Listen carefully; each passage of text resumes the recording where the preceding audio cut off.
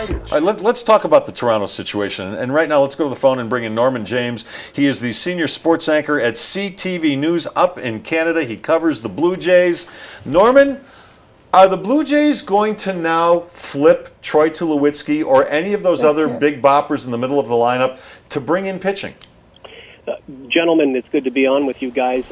Things are buzzing here in Ontario, especially about this trade. Last night, Troy Tulowitzki gets dealt to the Blue Jays, at least unofficially. I was just about to fall asleep, and then I see this on Twitter, and then people start texting me, and I'm up until 3:30 in the morning. The kids are at our door at 6:30, so I'm going on little sleep. But the adrenaline is flowing, guys, because Troy Tulowitzki on that left side with Josh Donaldson, easily the most potent shortstop and third baseman in the big leagues, along with Devin Travis playing second base, and you have Edwin Encarnacion at first.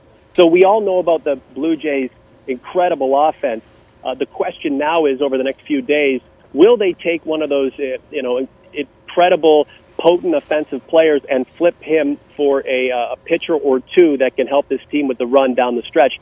That is a question that is being asked and pondered almost to a nauseous degree right now. The talk shows in Toronto and Ontario, everybody's trying to digest this and anticipate the next move that Alex Anthopoulos might make. And you guys know this deal came out of nowhere, and I know a lot of colleagues in the business who feel a little bit put out because a lot of times they have the inside scoop or they get the upper hand, so they're able to, sources say on Twitter and get the advance word out. This thing just kind of came out of nowhere, and it sort of plays into what Alex Anthopoulos is all about and his stealth and ninja quality of putting together a deal that nobody anticipates. So are the Jays going to move a big bopper? Well, Jose Bautista today has publicly said that he's not exactly happy that Jose Reyes is leaving, and Jose Bautista in the past has really? Yeah, exactly. Jose Bautista in the past has actually criticized Alex Anthopoulos and Paul Beeston, the president of the Blue Jays,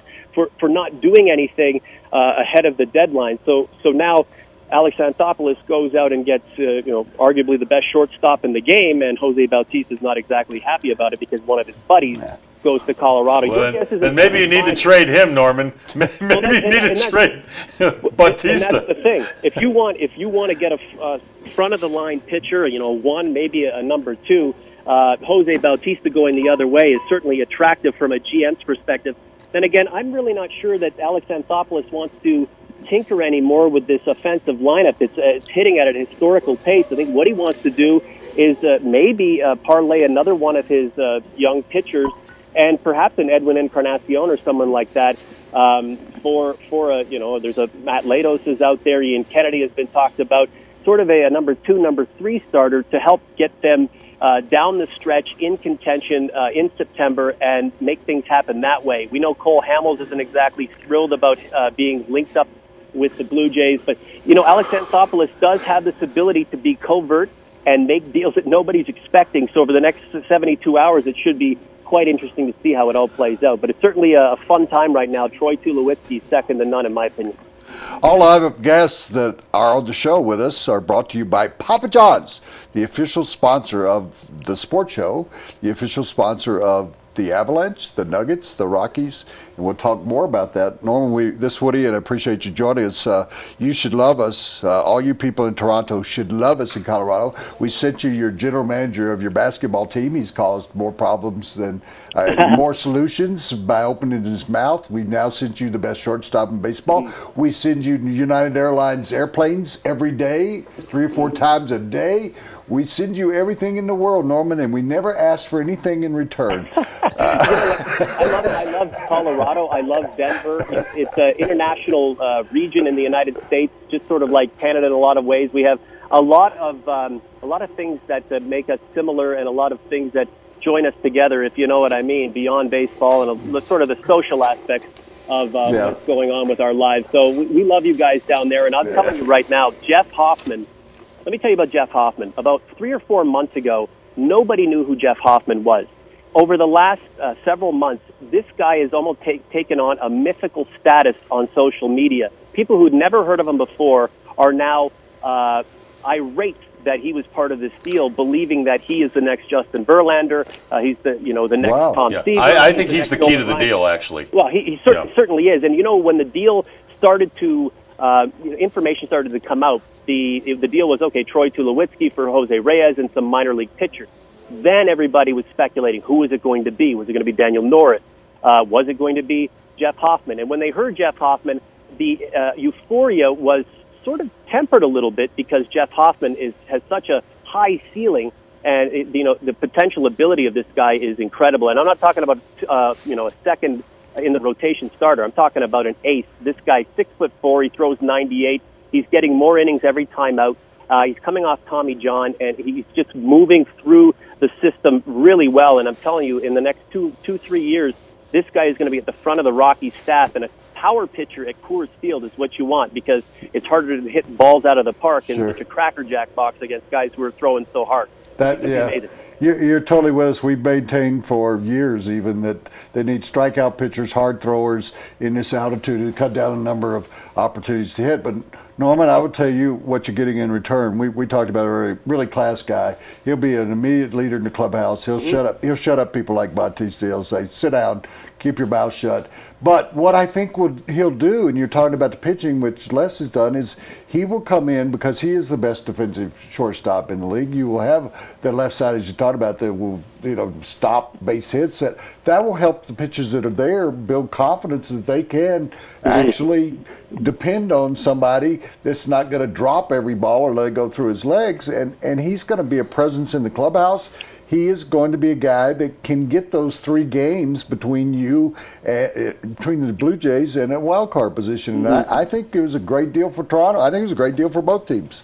The differential in runs for and against is outstanding, gentlemen. 100 runs plus for the Blue Jays. Let me put it this way. If you look at the expected wins and losses for teams, you have to go down the splits on the MLB standings. The Blue Jays should be 59-41, not 50-50. Most other teams are playing at the clip that's expected of them. The Blue Jays are losing games to walk-off home runs. They're losing games late with errors